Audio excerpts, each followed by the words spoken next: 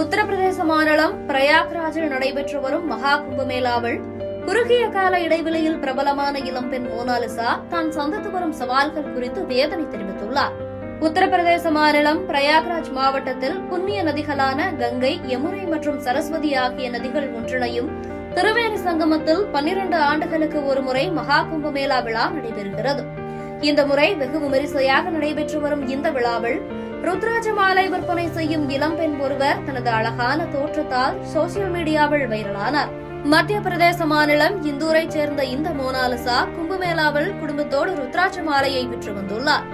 எந்த மேக்கப்புமே இல்லாமல் யதார்த்தமாகவே அழகான தோற்றத்தை கொண்ட இந்த பெண்ணை படம் பிடித்த சிலர் சோசியல் மீடியாவில் வீடியோக்களை பதிவிட அது பெரிய அளவில் வைரலாகியுள்ளது. ஈர்ப்பை கொண்ட விழிகளாலும் இயல்பான அழகாலும் சோசியல் மீடியாவில் வைரலான இவரை பார்த்த பலரும் போட்டோ எடுக்க போட்டி போட்டுள்ளனர். குடும்ப சூழலால் ருத்ராட்ச மாலை விற்கும் இந்த 16 வயது இளம்பெண்ணிடம் போட்டோ எடுக்கிறோம் என்று பல இளைஞர்கள் போட்டி போட்டதோடு ஒரு சிலர் அத்துமீறியும் உள்ளனர்.